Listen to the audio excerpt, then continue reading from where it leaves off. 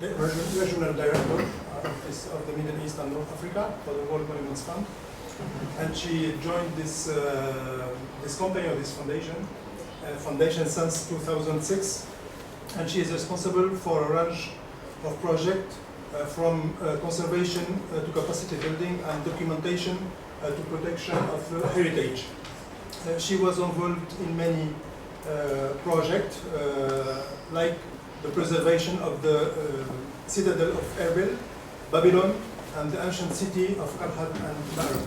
I'm really glad to welcome her to Sefripa, and the floor is yours. Thank you.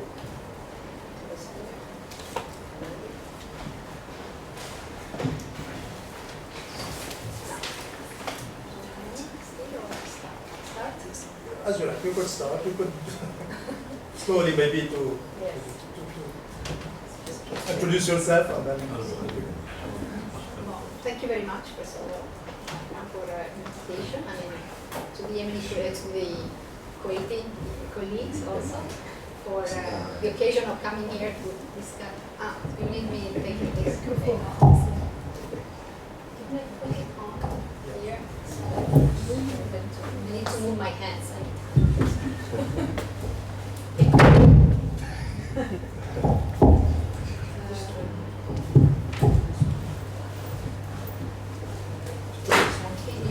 Can you hear now?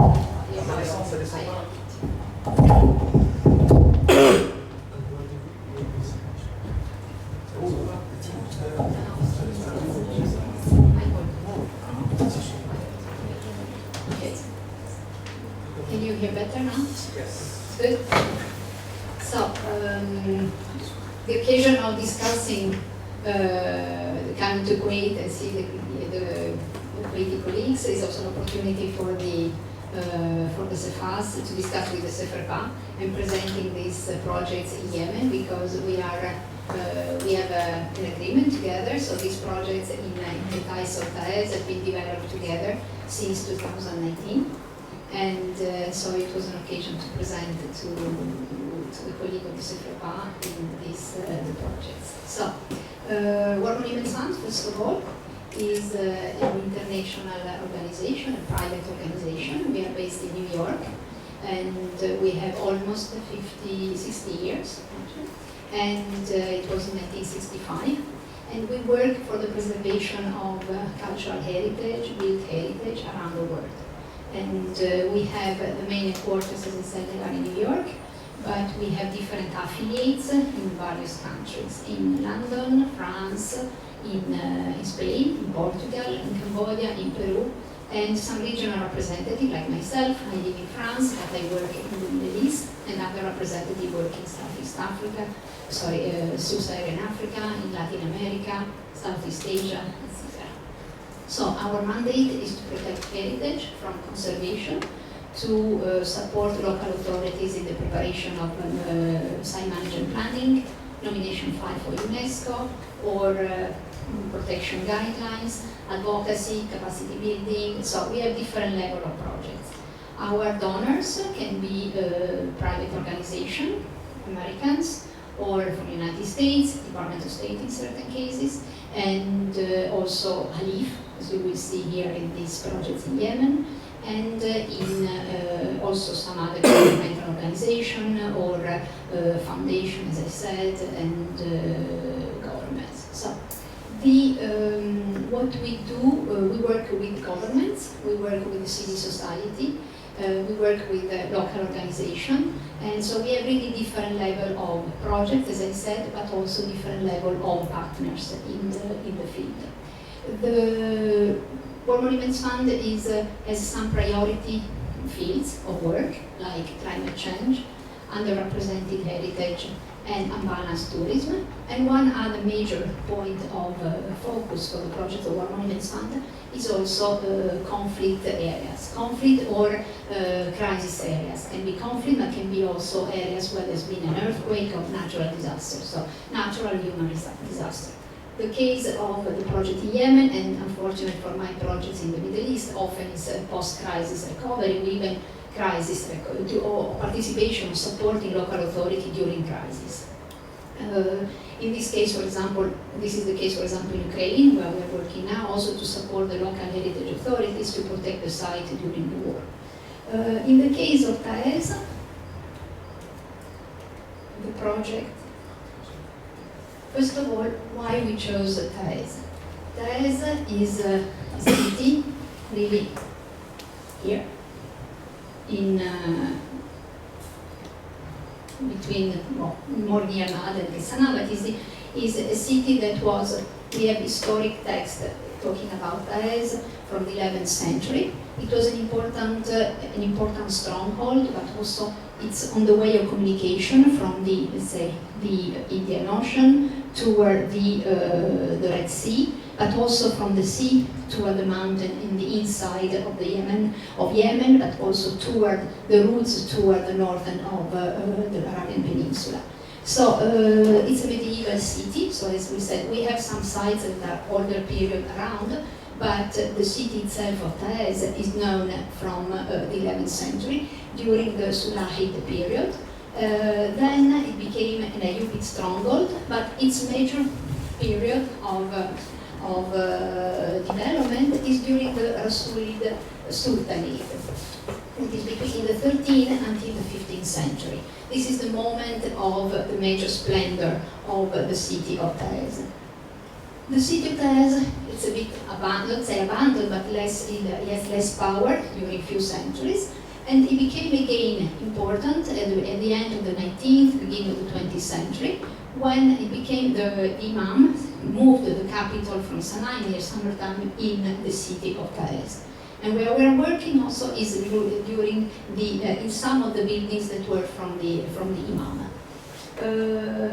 So, which is the Mutawakkil kingdom. So, the city was during the civil war between 2000. I can show you previous map.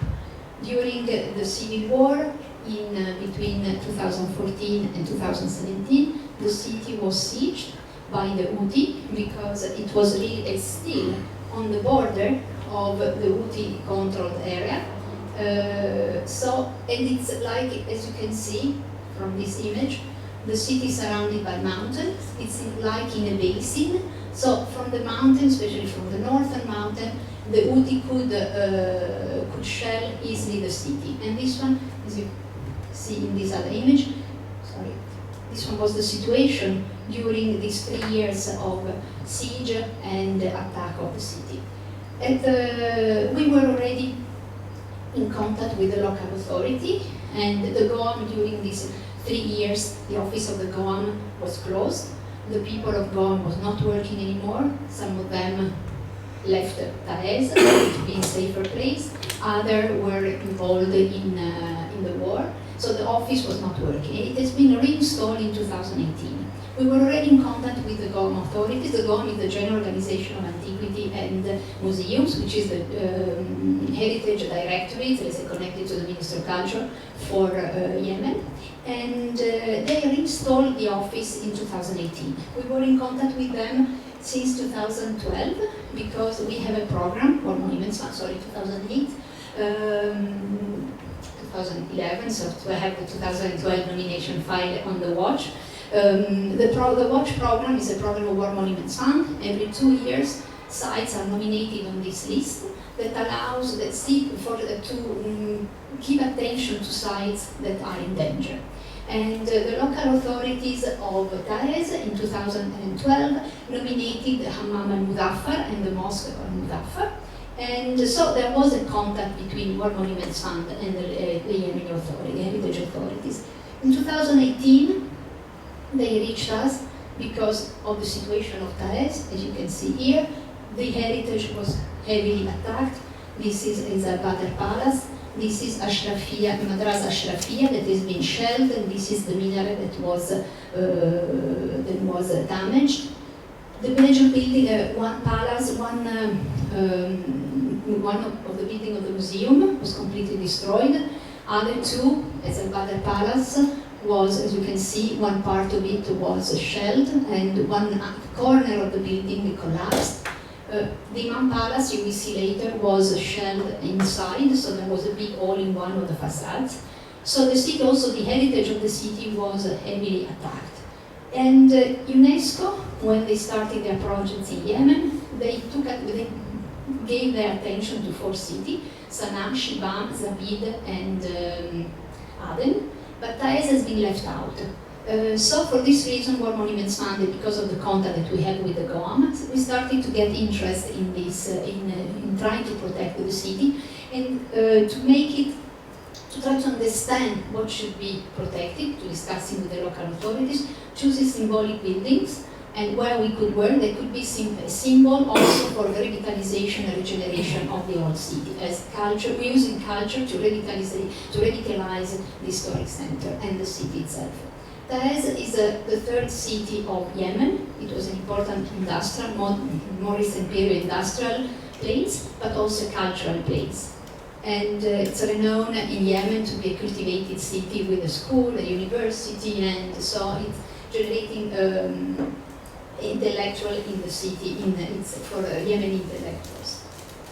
So, how we could work in Yemen, because we could not go to Yemen, we could not go especially to Taiz, it's still dangerous to go there, and less than before, but it's still not so much recommended, and it's not an airport, so it was difficult even for the Yemeni from Taiz, the GOM authority, 4 hours travel between Taiz and Aden, now we could take 16 hours, and so the difficulties to go to Sana'a. There were no, at a certain point there was not really a GOM. The GOM was officially was in Sana'a, but because Sana'a is under the Houthi, there was no any more contact, apart of personal contacts between the GOM in Sana'a and the GOM in Taiz. Then, now the situation changed. Unfortunately, the director of the GOM in Sana'a died, so Shahab, you knew him.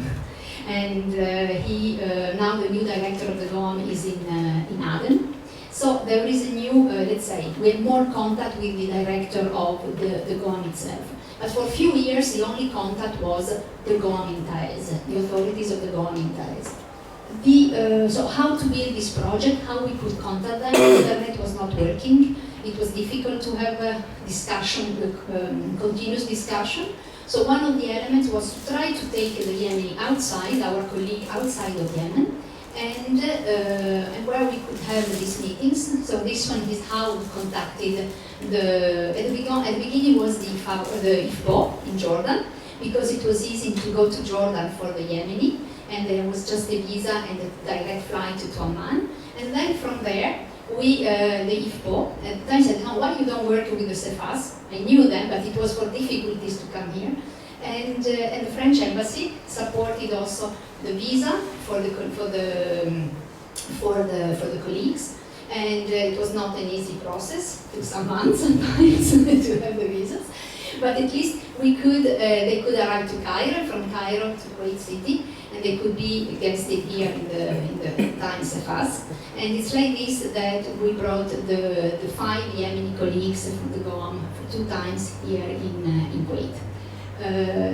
So this one, and the other partners, so the major partners are for us, it was the Cefas and the Seferpa now. At a certain point COVID arrived, so we couldn't go anymore, come here anymore, because it was very close to the country.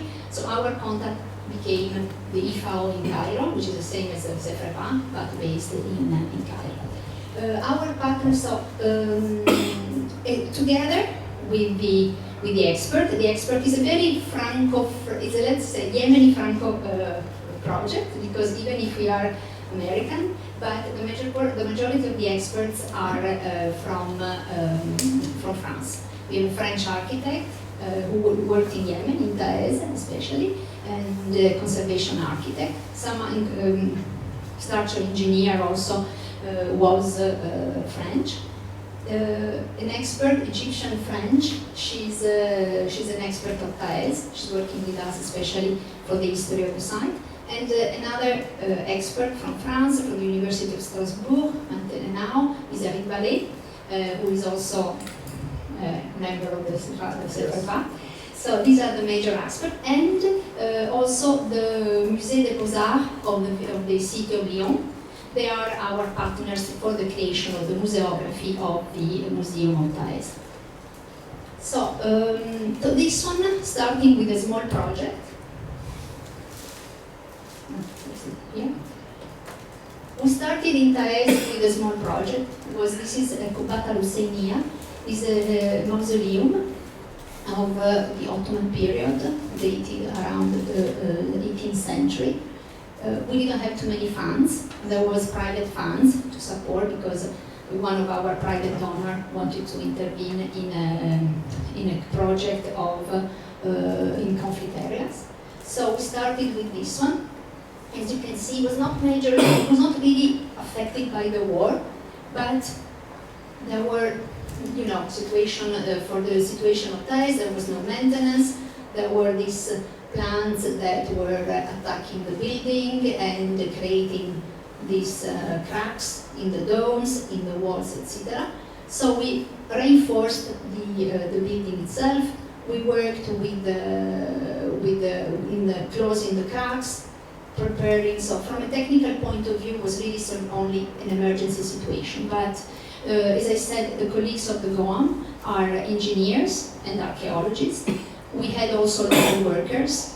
What we can rely on in Yemen is also the strength still of the local workers, because tradition in Yemen, traditional techniques are still used by the workers. So we have workers that can use, they can work on Nura, on Kadad, how they call it there, Kadad, which is a lime-based plaster and mortars, and they can, actually it's slaked lime, slaked lime in English. It's lime that if you touch it, you burn. So they know how to cool it down in the water, and this tradition is lost in a lot of the countries, even in Europe nowadays. Only few people know how to use this lime, it's difficult to use. In Yemen, this tradition is still maintained. So we could rely on this. We could rely on workers who are stonemason, because the base of this building is made of stone. So we could find the quarries where there were holes. We could take back and recreate some of the stones that were used in previous time for the construction of the Kubat.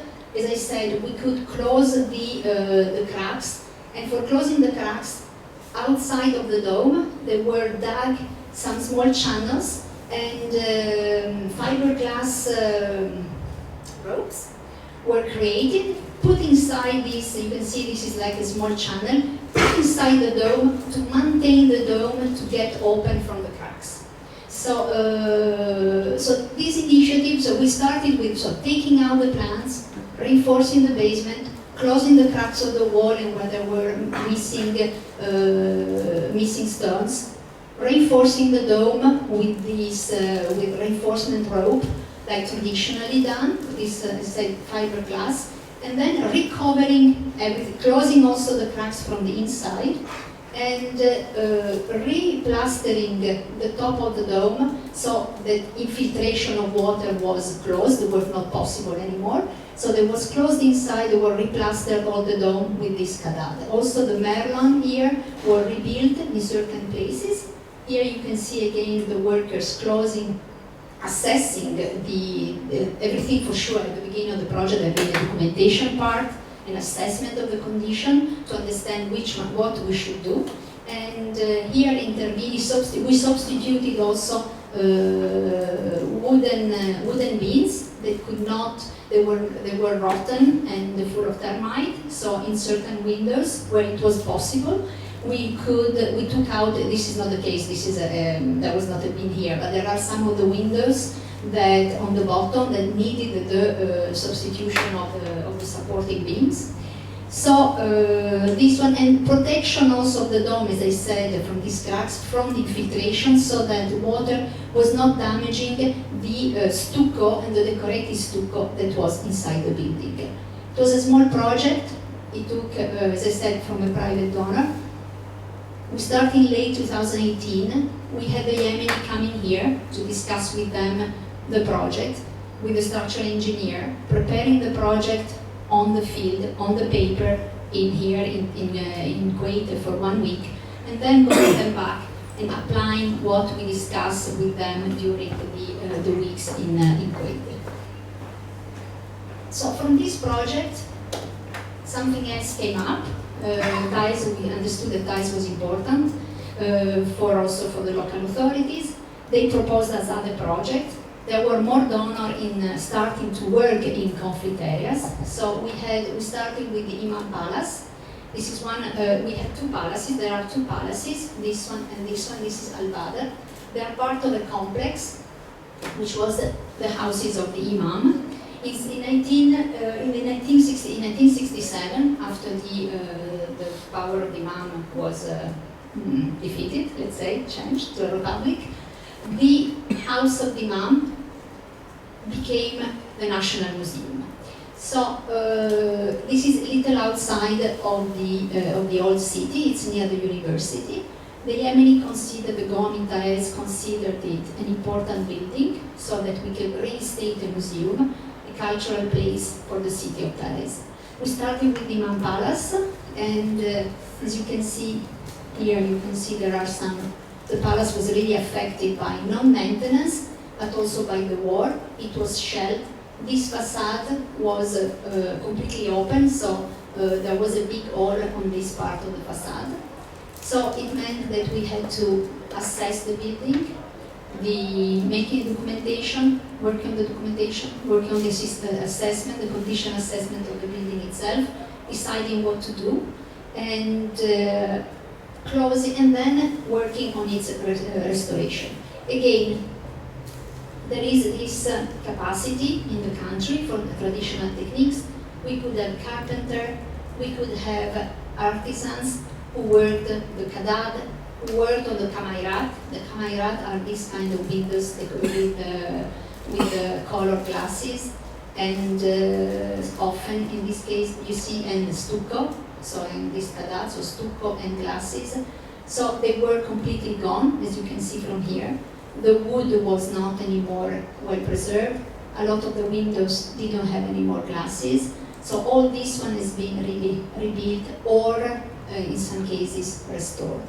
So we started with the outside facades, and then we worked on the interior of the museum. These funds came from the British Council Cultural Protection Fund, and while working on this palace, the idea came to why we don't work also on the nearby palace, because we're the second building of the palace, of the museum, but also why not only preparing also the museography in a way that the museum can be open one day, and deciding with the GOM which was the story that they wanted to tell inside the museum. So the museum the idea was really to work with the GOM team to understand which were the objects, working on the object. There was not an inventory. A lot of the objects were stolen. They could recuperate them, and some of them, not completely, but a good number has been recuperated by the local authorities. Some of the objects were under the rubbles of Al-Badr Palace. Here, you see, this is the other palace in the museum complex, another house of the Imam. This angle, this corner of the building was completely collapsed. This one is part of the roof of the building. And below here, there was a storage for the objects of the museum. They were in boxes. And the building collapsed on them. So, some of the objects were saved in the bank. Some of the objects were looted but recuperated. Other objects were under the rubbles. So, and there was not an inventory. And only a few pages, but not a real inventory. So one of the work that we did in parallel to the reconstruction of the restoration of Al-Badr, of Imam Palace, and the reconstruction of Al-Badr was really making the team preparing an inventory. So it's a simple inventory, so there is just the documents that have been put on Excel, but at least we could assess which were the objects that they had in the museum, so and through the object, which story they want to tell about the museum and about Taiz. So now this Taiz National Museum Complex, it's been divided into museum. Al-Badr, as you can see here on the slide, it's what they call the National Museum. So there will be the history of Taiz and in part the history of Yemen represented here. And in the second museum in Al-Badr, it will be the Heritage Museum. So traditions of Taiz, tradition of Yemeni traditions, and the history of the Imam as well will be narrated inside this museum. There are at least something like 10,000 objects that have been recuperated, have been also documented. A lot are objects of the Imam, so there are, I don't know how many hundreds of glasses, of eyeglasses, hundreds of watches, and hats, dresses, belts, I don't know. Really, it was his treasure, his daily life objects. And so this one has been all documented. And with them, we met here and in Cairo, in the IFAO, to discuss how and what they wanted to narrate in this museum. So as I said, we passed from the history, which objects can tell the history of Taiz, which objects can tell, here you can see, this is part of the inventory on this Excel file, simple inventory because we could not dedicate completely in creating a big inventory of the site. And where the story will be narrated in the buildings. This is the Imam Palace. Which rooms will be used? Which kind of display will be used? Which objects in these different places, in this different room will be displayed? And so this really, we had to start it from scratch because the museum was almost abandoned. It was not used anymore. There was not really a story in this museum, there were just objects thrown inside the different rooms.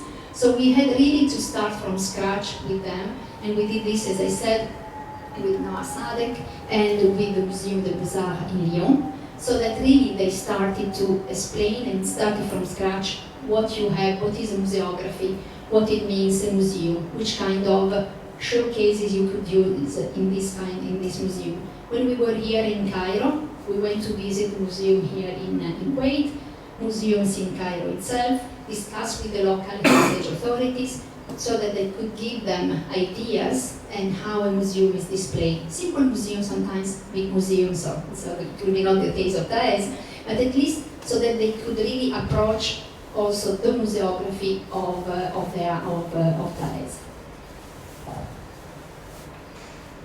So these projects, as I said, the Imam Palace was supported by the British Council Cultural Protection Fund, while the project at the Al-Badr was the museography, and another project I speak after, I will discuss later. They were supported by ALIF. I don't know if you know, it's a foundation based in Switzerland, and ALIF is recently created around 2015. I think, around Hollande, à la fin de Hollande 2015, je pense, vers la fin of the presidency of Hollande. And it's a foundation that reunites different governments, France, Emirates, Saudis, Kuwait also, and some other governments. So, and their major focus is working in conflict areas, so support heritage in post-crisis, especially conflict areas. So we work with them, we started with them in this, in the project in Al-Badr, in the complete work, so for the reconstruction, extraction of the objects, documentation, assessment, and again, this is a stone and brick building, like Al-Badr. As you can see, the windows were also here completely shattered by the war and by the attack. You can see here, no windows, no any more glasses. Here is Ahmed, who is an archaeologist working in the Guam, retrieving the objects from the rubbles and then documenting them, etc.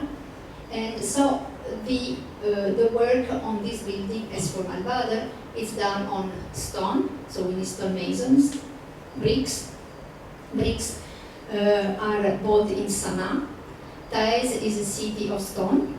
The majority of the buildings inside the city are built on stone, but the Imam came from Sana'a, from the area of Sana'a. So when he came to Taiz, he built houses that remember the houses of Sana'a. So these are this building of the National Complex, the Imam Palace Complex, is a typical house from Sana'a, so it's made of stone and bricks. And then again the Kadad. So these are the glasses, the windows with the kamairat, with the stucco and glasses. So again, handicrafts and handicraftships from local experts were again used in these projects. In Resin al-Badr, in Al-Imam Palace, also in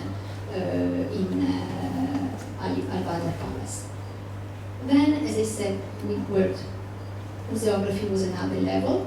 But then, what we could do in Taiz? Are we working on the museum, rehabilitate the museum? But something else could be done. So discussion was done through with the GOAM and with the experts, and also with Eric Vallet and with the former director of Besouache of the Seferpa. And what could be done in Taiz? And Alif was interested also to continue the work in the city. So what was missing in Taiz was an inventory of the city and the protection of the city itself. So it was important not only intervene to one building to the other without any strategy, without any reason. Okay, we could continue to restore the museum, then the hammam you will see, another house. But first of all, we thought also it was very important to protect the old city. Taiz developed in the middle of the last century also, so very modernized. A lot of the historic center was destroyed by development, so it was, let's say, Taiz is less preserved than Sana'a or Shibam or other city of Zabid, other city in Yemen, but has still a lot of heritage and traditional vernacular heritage inside the city, associated to the big monuments of the Rasulic periods. So we have the big mosque, Mudaffar, Ashrafiyya, Madrasa Ashrafiyya, Qubat al-Husseiniya, Bab al-Yemen. So you have different monuments of the important of the 13th or 15th century of the Rasuli, but then you have also the vernacular architecture distributed inside the old town. And just in the photo here that I showed earlier, there is a citadel also, Al-Qaira Castle, and then this is a photo of, a plan made by Niebuhr in 1763 in the Scripture of Arabia. So this is Taiz as it drew it, and its city walls. So the city wall in some parts are still preserved. In other parts we have just the urban layout that indicates where this wall were.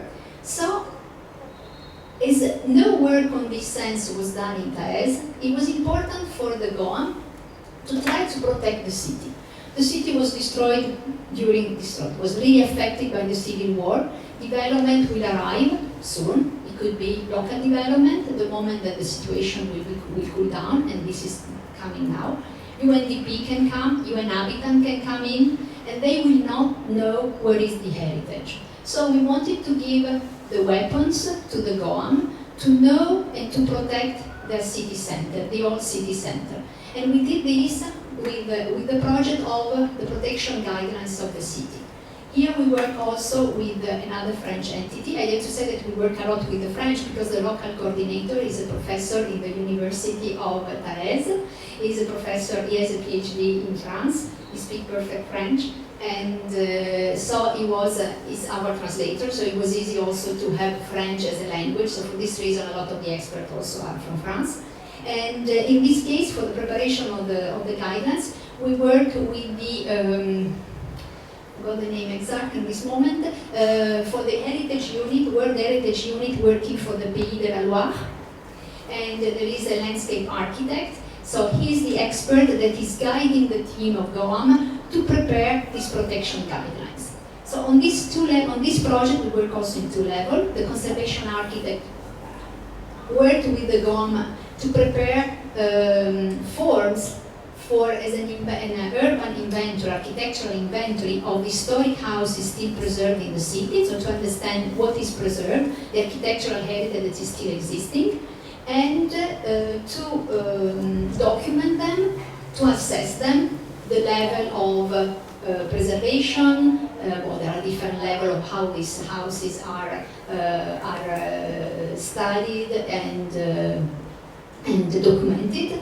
And then the preparation of maps. Each map has a reason. For example, I don't remember what are these, but they can be historic monuments, roads, walls. Here, this limit, we put the limit of the city, of historic city. Part of the walls are still existing, other are not.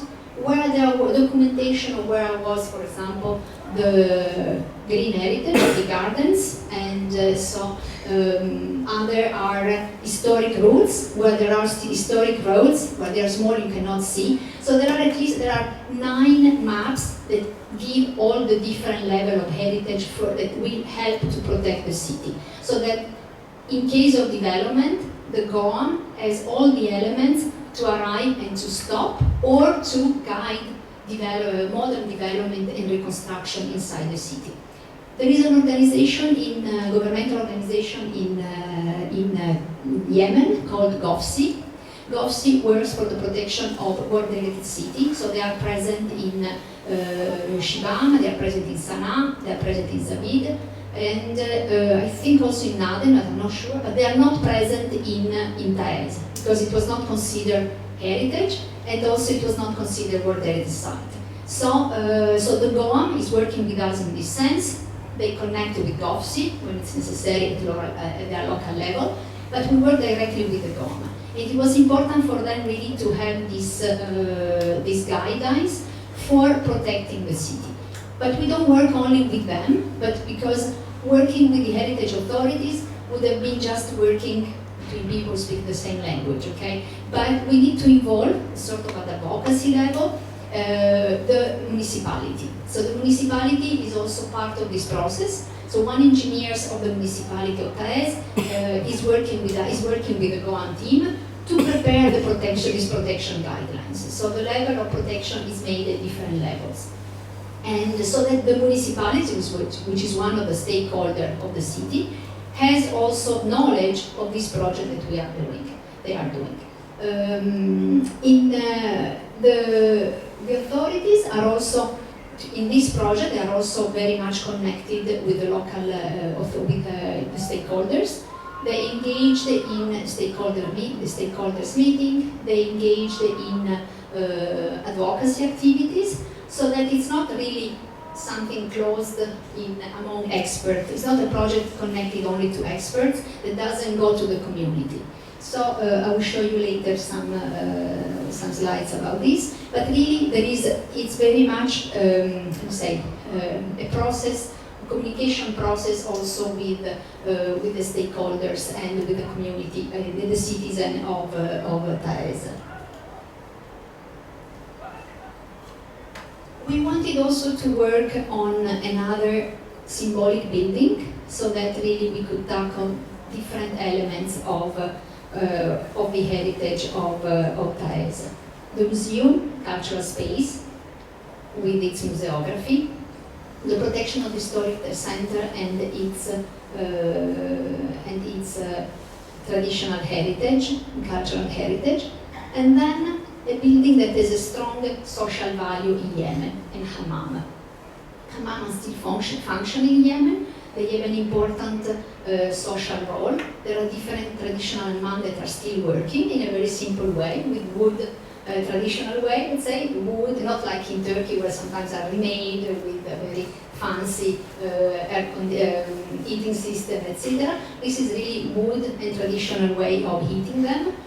So the hammam was working until 2012, was very much used by the people of the villages, that they were coming down on Fridays and using the hammam and going inside. There is all a study made by the French institutions, and also there is one in Toucherer, the former director, another former director of the CFA. There is a big study made by IFPO, Balnia Orient, and then there is a study made on the hammam of Yemen that is made by the CFA through the former director Toucherer. And we were in contact with him. He gave us this hammam, as I said, was used, is a to a 13th century hammam. It's connected to the mosque Al-Mudaffar, so it's part of the waqf of the mosque, and it has been in use until 2012. Two families were working on this hammam, so they were earning their living through the hammam, and it has been closed because of the unrest in Yemen, and then it was abandoned for this reason. But it's still under the control of the waqf. The waqf, we are working directly with the Goan because it's an heritage building, but the waqf agreed to work on this. So there is also an agreement with the waqf to work on this building. And part of the project is also one of the members of the family, because he's advising on what should be done to restore this building, how it was working, what is needed, what was there, who was coming. So there is really also a social and the community connection with the owner to understand how to restore with the respect of the building, but also to try to make it working in a proper way. So for this reason we are working also in this. As I said, it's a 13th century building. It was, as I said, studied by Professor Toucherer, Professor, yeah. And Toucherer, a Yemeni architect, made, and the French young architect, they made the plan and the study on this hammam. So we got from them the articles and the AutoCAD and the documentation. So we could have this one as a base for the documentation of this building. And so this started a long process of documentation, because the building was, here you have an image of the hammam was left. So we have also images of how it was with the people inside when it was still in use. It was a poor hammam, not very rich, and was really used by the, it was not just a fancy hammam for the tourists. This was really a hammam used by the local population. And especially, as I said, people coming from the mountains. So it was in very bad condition. Part of it was really not even used. The women part was not, it was even closed. So it really needed a strong, very long work of documentation. Here you have the plans that have been produced. There are plans that are based on the one that was done by the Professor Toucherer, and then we augmented this. We really work on more on this for a more detailed documentation of the building. We should understand also all the system, from the heating system, how it was working, cleaning it. Here you see it's a system of a traditional hammam with I use the Roman term, but there are Arab terms to discuss the hammam. So this one is the hypocaust. The hypocaust is the underneath floor where hot air come inside, like in the Roman baths, and it's heating all the hammam and heating also the water. So there is we had all the terminology, how it was in the Arab text, the different hot part, cold part, medium part. So we prepare all this based on the study that was done earlier on the different part of the hammam. The fountains in the middle, the entrance. This one is the, don't remember, yes, this one is part of the entrance toward the ladies' part. There was still the furnace, so where the heating was produced. It was produced on, the heat was produced through wood, and probably we will continue in this traditional way for eating it. So as I said, long work of documentation, of cleaning, of taking out the plastering, sometimes made of cement also, as you can see in some parts inside. So understanding how the condition of the walls. So taking out the mortars, putting new mortars, but always traditionally produced, because the walls were not anymore stable in some parts. As I said, cleaning the hypocaust, so that readjusting some part of the columns that were not anymore in good conditions, and then starting taking out all the plasters inside to understand the condition of the walls, and then starting the restoration. The restoration is ongoing. We expect for Al-Badr and for the Hammam Palace, for the Hammam, to complete the project by next year, middle of next year or end of next year. and to reinstate, it will not be just a mount for be visited, but it will be a mount again to be used by the local community and to be reused and managed again by the two local families that were working on it until 2012.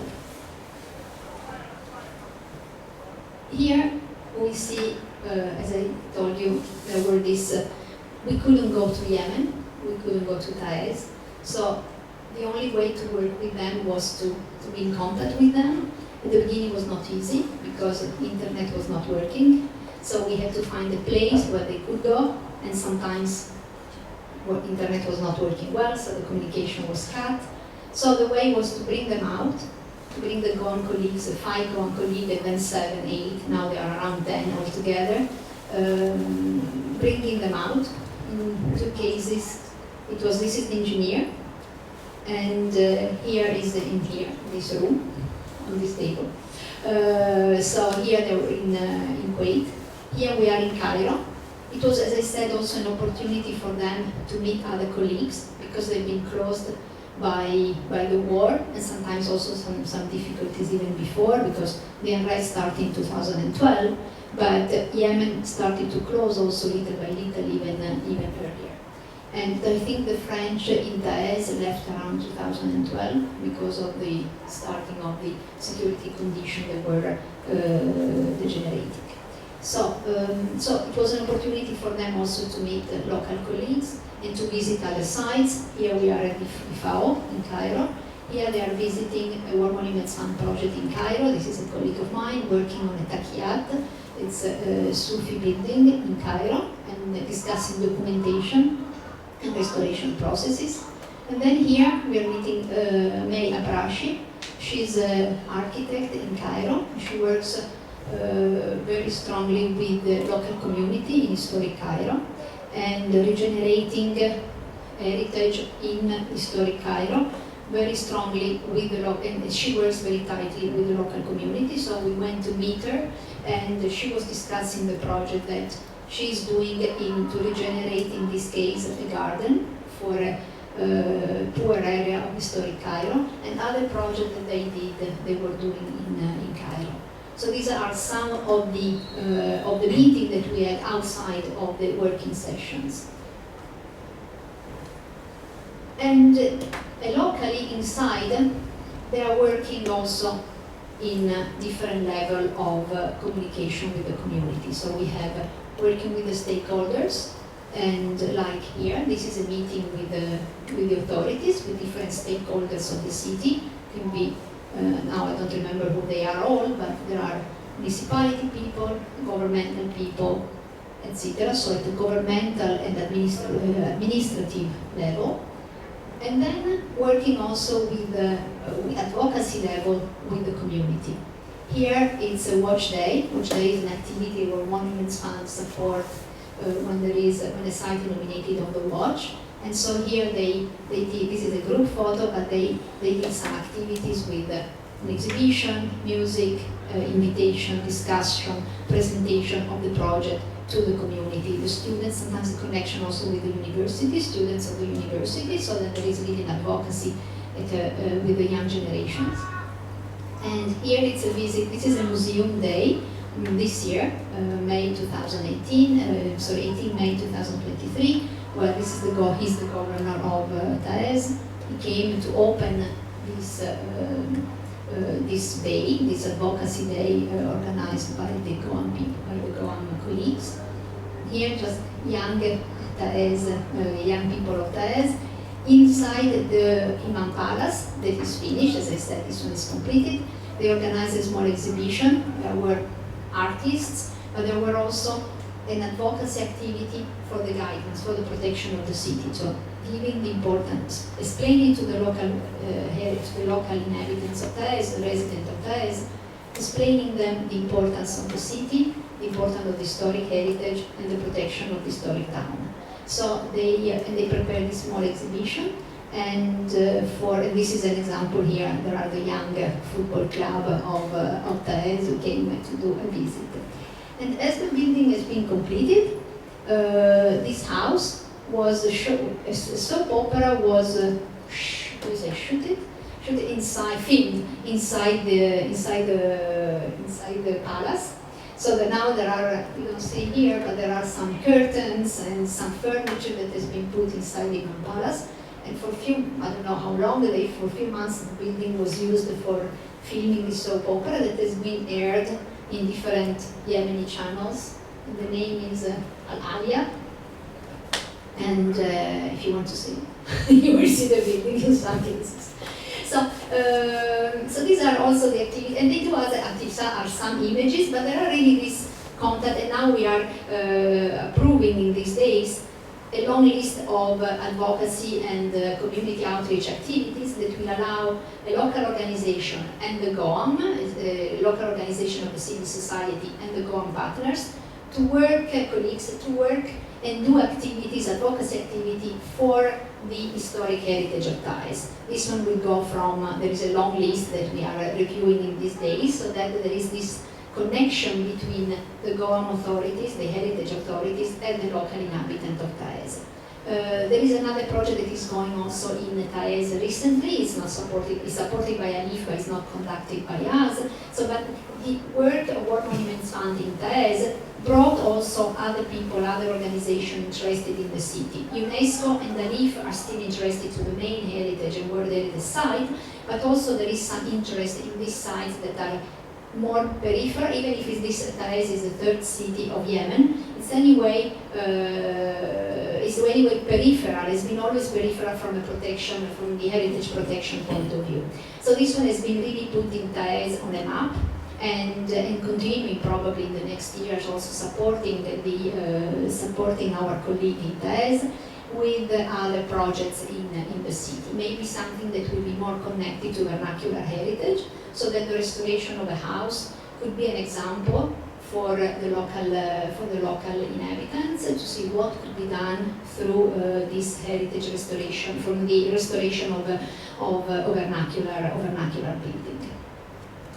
So this, I think it's all. Yes.